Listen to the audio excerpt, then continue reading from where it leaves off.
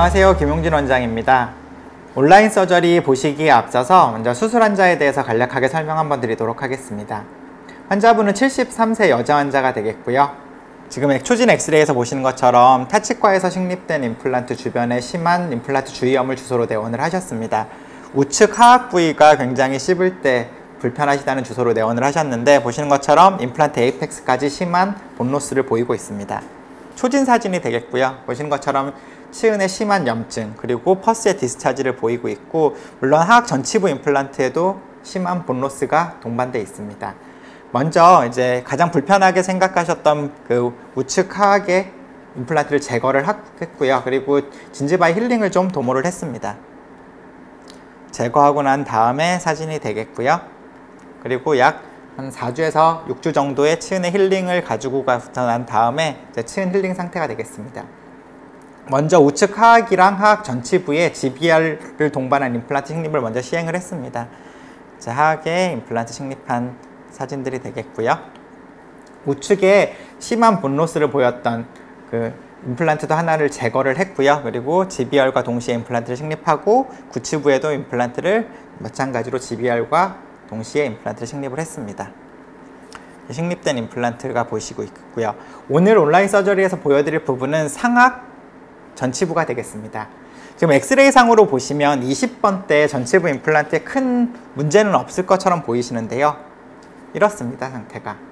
이제 다들 아시는 것처럼 상악 전치부 임플란트는 위치가 굉장히 중요한데요. 깊이 조절도 잘 안 돼 있고, 라비오팔라탈 포지션도 굉장히 안 좋았기 때문에 심한 진지바의 리세션이 보이고 있고요. 또 하나의 문제는 교합 평면이 맞지 않는다는 거죠. 21번과 11번 부위에 저렇게 오클루자 스텝이 심하게 져 있는 것을 보실 수 있고요. 보시는 것처럼 교합 평면에 심한 캔팅이 보이고 있습니다. 자, 입안에서 찍은 사진이 되겠고요. 전체 얼굴과의 찍은 사진을 보시면 안면과 교합 평면의 부조화가 되게 심한 양상을 보실 수 있습니다. 또한 전치부에 저렇게 심한 진지바이 리세션을 보이고 있어서요. 그래서 이 환자는 어려운 게 이제 치은도 부족하고 라비알 본도 부족하기 때문에 두 개를 다 같이 재생을 해야 되겠죠. 그리고 베스티뷸르도 형태가 굉장히 불량하고요. 그래서 한 번에 끝낼 수 없는 수술이 되겠고요. 그래서 임플란트, 잘못된 위치에 식립된 20번대 전치부 임플란트 제거하고, 그리고 임플란트를 좋은 위치에 다시 식립하고 뼈를 만드는 GBR을 했고요. 치은의 라인들을 맞춰주기 위해서 인접한 치아의 그 CLP, 크라운 랭스링 프로시저를 동시에 같이 시행을 했던 케이스가 되겠습니다. 보시면 수술 예고는 이렇게 그 20번대 임플란트 제거를 하고요. 21번과 23번에 식립됐던 임플란트를 제거를 하고요. 21, 22, 23에 3개의 임플란트를 식립할 계획입니다. 물론 다 연결하지는 않을 건데요. 혹시 모르는 상황에 대비해서 저는 저렇게 레스큐의 임플란트를 하나 정도 식립하는 걸 좋아하는데요. 그래서 3개의 임플란트를 식립하고 GBR을 통해서 아이디얼한 본의 컨투어를 만들어줄 계획입니다. 그럼 수술 한번 보시도록 하겠습니다.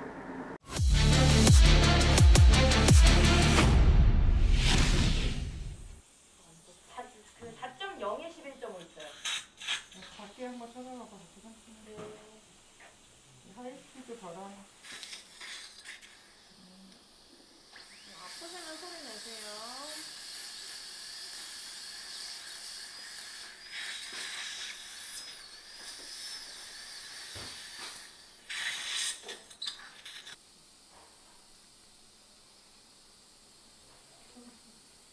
파노라마도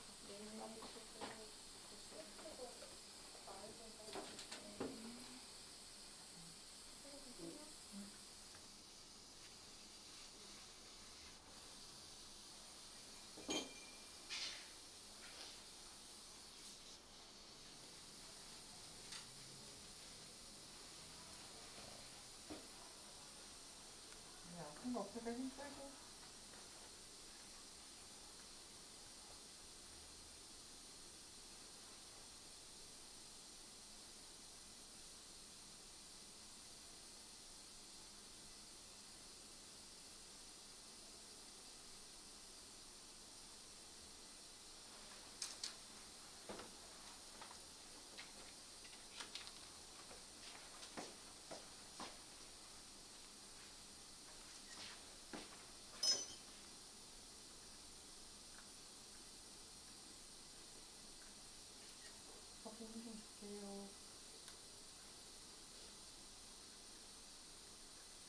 괜찮아요? 아팠어? 네, 플라톤 떼고 있어.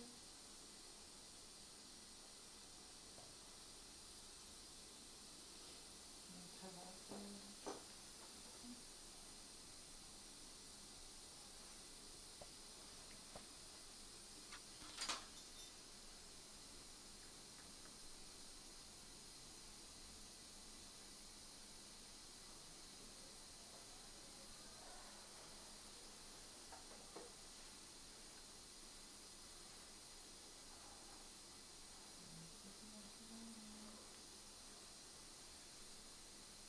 해볼게요.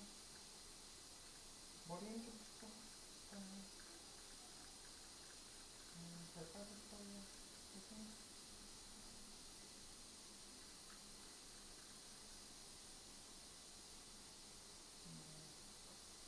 잘 뺐다.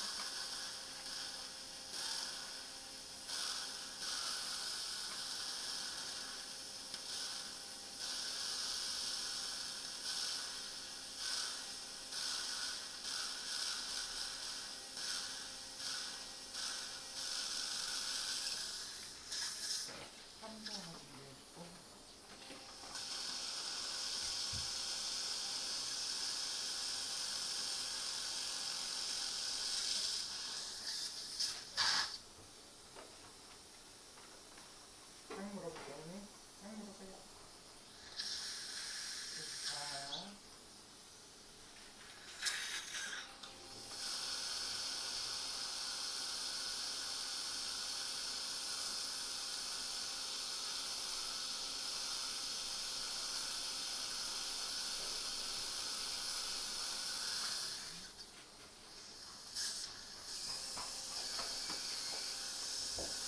어쩌면 11점을 드려요?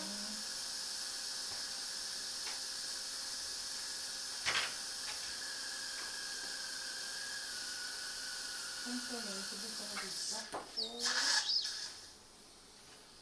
멤브레인 소프트 가이드 2030.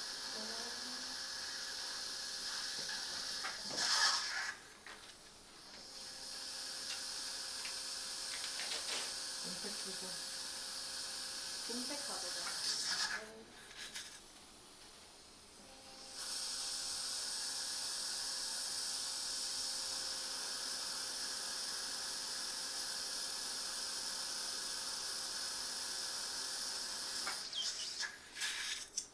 삼점에 11점 하나 더 있어.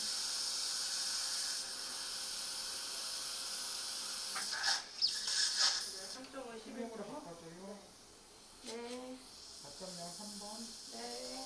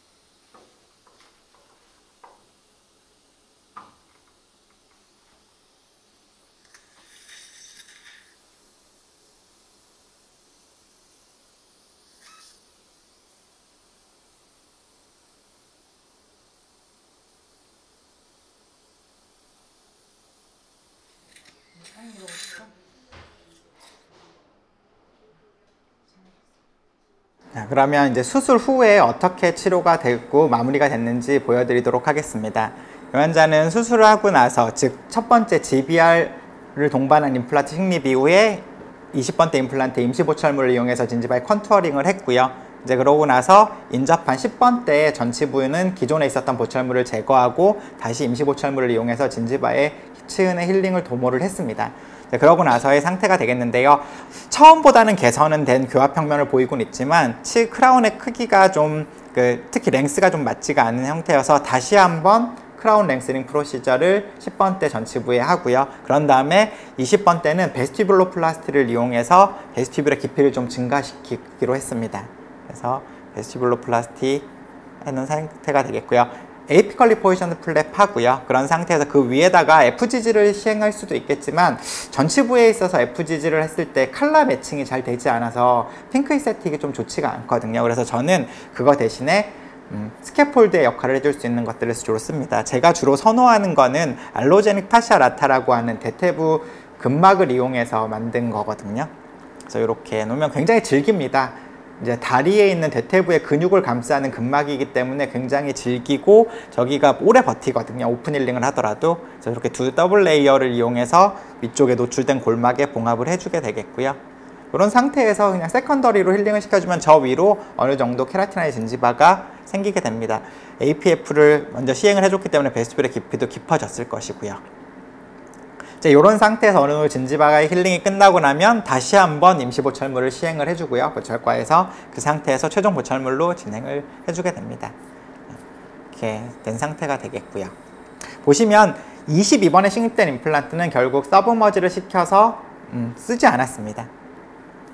이렇게 2주째 FGG라고 하긴 좀 그렇겠죠. APF와 그리고 위쪽에 그 알로제닉 파샤 라타를 이식한 2주 후에 진지바의 힐링 양상이 되겠고요. 그러고 나서 1개월 팔로업 되신 상태에서 보시면 베스티뷸이 충분히 깊어지고 이렇게 세컨더리 힐링으로 그 각화치은을 만들어주게 되면 컬러 매칭이 좋다는 장점이 있거든요. 그래서 컬러 매칭이 괜찮아진 양상, 그리고 최종 보철물 들어간 양상, 그리고 이렇게 보시면 제일 아쉬운 부분이 이런 부위에 이제 커넥티브 티슈 그래프트를 한 번 더 시행 예정이거든요.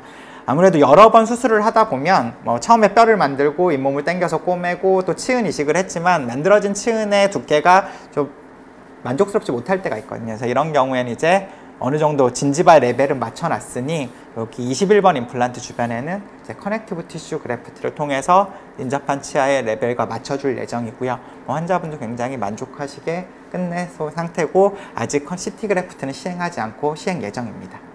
많이 부족하고 좀 그런 케이스인데요. 끝까지 경청해 주셔서 감사하고요. 다음번에 좀 더 좋은 케이스로 다시 인사드리도록 하겠습니다. 감사합니다.